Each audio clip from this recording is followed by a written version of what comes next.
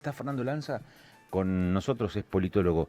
Vamos a hablar de la actualidad política regional y nacional, como siempre lo hacemos habitualmente a esta hora de la mañana aquí en AM 550. Fernando, ¿cómo te va? Buen día, ¿qué decís?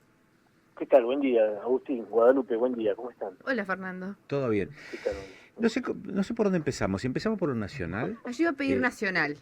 un año de gestión de Milei, Sí. y después continuamos por lo provincial, el informe que estarán presentando en un rato más respecto de la situación institucional y política de Gloria Ruiz. ¿Cuál es tu preferencia? Porque Guada dice, hablemos de lo Nacional. nacional. Bueno, a ver, de lo nacional, bueno, ha sido un año agitadísimo desde todo punto de vista, porque desde el momento que se empezó primero que se mega devaluó la moneda nacional argentina, apenas asumió Milei. Eso produjo como una estampida de precios generalizada, generó un pico inflacionario altísimo en Argentina, entre enero, febrero y casi marzo, empezó a desinflarse, empezó a bajar. En realidad no empezó a bajar la inflación, empezó a desacelerarse el aumento de precios. Y entre enero, febrero y marzo empezó a negociarse el paquete de leyes que se llamaba Ley Ómnibus, después se terminó llamando, bueno, Micro Ómnibus, porque achicaron de 700 y pico a 140. Después vino el Plan Riggi, que terminó siendo aprobado entre junio y julio, que es los beneficios impositivos a los grandes inversores, de arriba de 100 millones y 300 millones de dólares. Y terminamos un año con un ciclo de imágenes del presidente de la República, con un ciclo de imágenes que subió y bajó, ¿no? Pero Y que en se el medio mantiene de por todo arriba esto, que se mantiene por arriba del 50%, ese es el otro dato, ¿no? sí, hay como una expectativa muy alta con respecto a Milei. Yo creo que el estilo de Milei vino a instalar un cambio de formas, o sea, que a uno le puede gustar o no gustar, esto está claro, más allá de que a uno no le guste o le guste, esto vino para quedarse, evidentemente. Y ahí me detengo un segundo, porque lo ato con lo provincial, que justamente vos querías ver. No sé si te has dado cuenta que nosotros el lunes pasado, cuando hablamos por teléfono a esta misma hora, el lunes pasado, pasaron 7 días nada más, o sea, hablábamos horrorizados o escandalizados por lo que había hecho la vicegobernadora, que está suspendida, con los 4 millones de pesos que se gastó en bombones.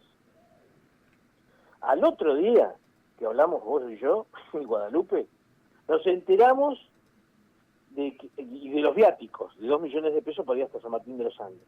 Al otro día nos enteramos, o a los 2 días nos enteramos de que compró banners por 50 millones de pesos, ¿no? Porque valían la mitad y bueno, y ahora los banners, y sigue esto, ¿no? Y sigue destapándose. Y el miércoles encontraron a un senador nacional que votó una ley estratégica de este año, como la ley Bases, en la frontera con Argentina y Brasil y Paraguay, con $200.000 sin explicar de dónde lo salieron. Y anteanoche, el nuevo titular de la AFIP, porque el viernes el presidente echó a la titular de la AFIP y nombró a otra persona, Sí. Anteanoche se supo que tiene una veintena de cuentas en las Islas Vírgenes y en Panamá, o cuentas offshore, y tiene un departamento, una propiedad inmueble en Miami sin justificación. Ese es el titular de la FIP.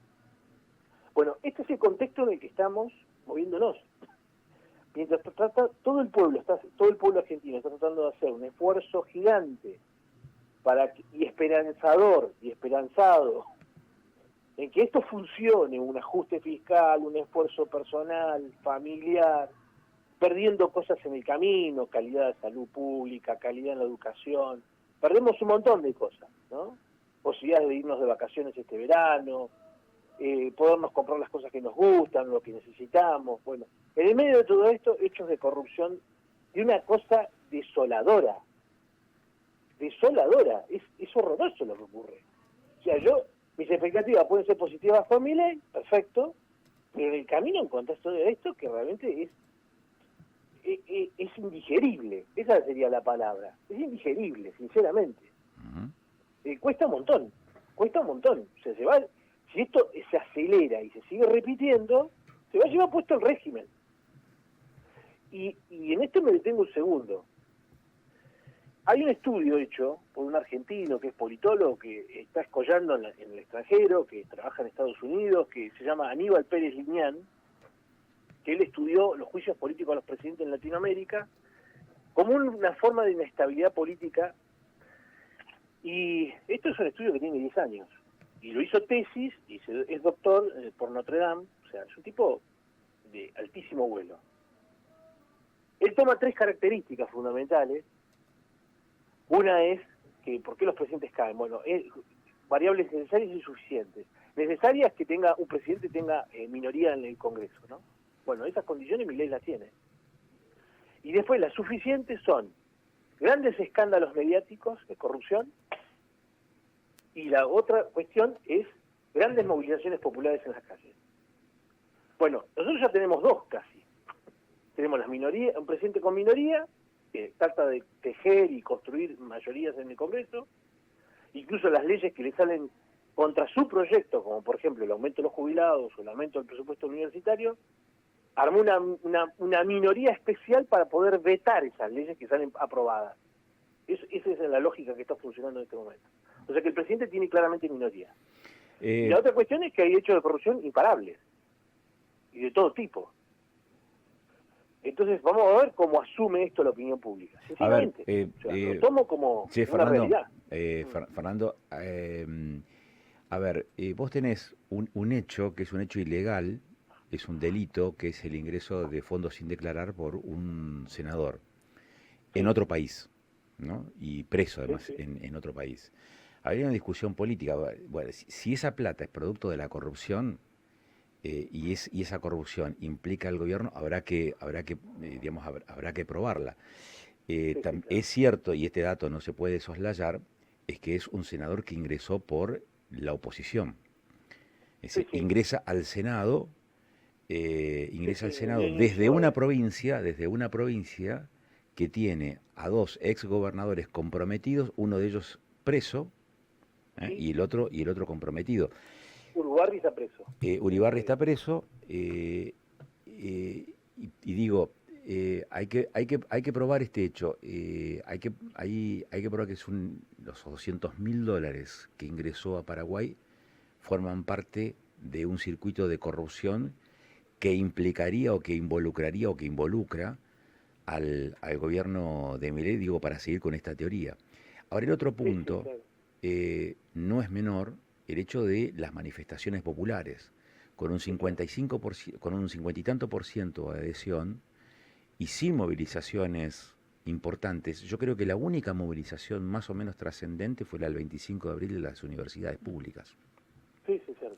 Después no hubo otra movilización de ese calibre como para que haga tambalear, digamos, la imagen de una gestión.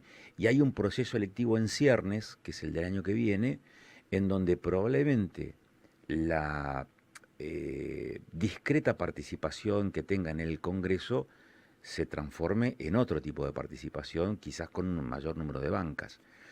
Sí, inevitablemente, porque fue ganando o perdiendo siempre suma. Sí, claro. Y ahora, ¿por qué, por ejemplo, el tema de las manifestaciones, no? Porque antes vos veías, no sé, pasaba tal cosa y manifestaciones. Tal que esto, manifestaciones. Hoy en día tenemos un ajuste que realmente, por lo menos en lo que fue en los meses de febrero, marzo, fue un terrible el apriete. Y aún así no hay manifestaciones. O sea, hay, pero muy poca. Que antes vos decías, tocan el bolsillo y la gente sale a la calle.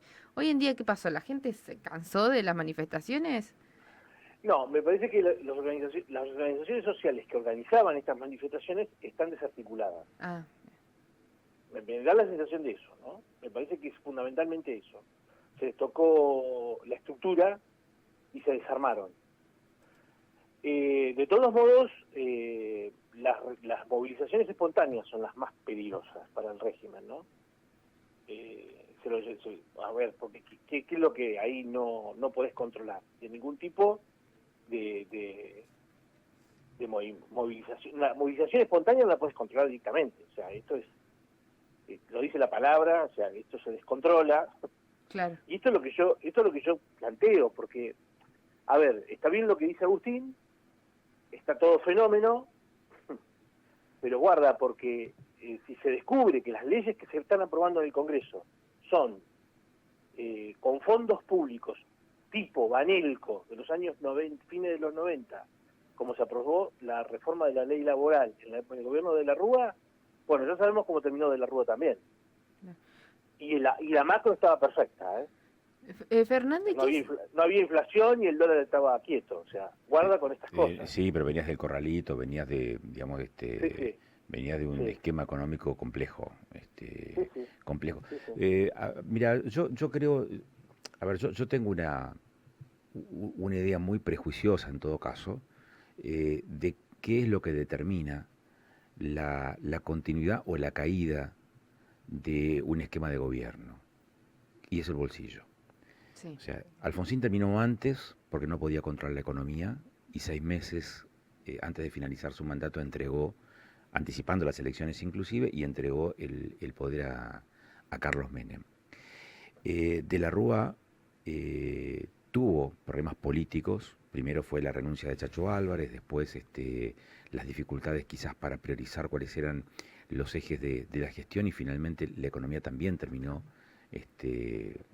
dando por tierra, digamos, su continuidad, terminar su mandato. Cristina pierde porque la economía no le da la derecha y gana el macrismo. Macri pierde porque la economía sigue dando que hablar y tampoco fue la resolución a ese tipo de problemas, y sube Alberto. Y con Alberto la economía es la que también determina que gane una figura emergente de la política como Milei, sin estructura, sin territorialidad, sin partido político, ¿no? Para mí, digamos, la cuestión económica es determinante en todo eso. Es una condición necesaria. Es una condición necesaria, digamos, en buenas condiciones económicas. Es más, hasta el gobierno, te diría, hasta la dictadura, el gobierno del 76 al 83 también, por cuestiones económicas, también tuvo que dejar el poder. Sí, después de la crisis del 80 empezó a tener, de 1980 empezó a tener un desequilibrio. Sí. Así que hay que estar muy atentos a cómo evolucionan los hechos en los próximos 6 meses. Y a veces incluso siendo un proceso electoral favorable por un gobierno nacional, las cosas pueden cambiar rápidamente. O sea, esto también es una realidad en este país, ¿no? Ya lo creo. Sí. Fer, gracias como siempre por la gentileza. Muchas gracias. No, un gusto. Un abrazo grande. Fernando Lanza con nosotros.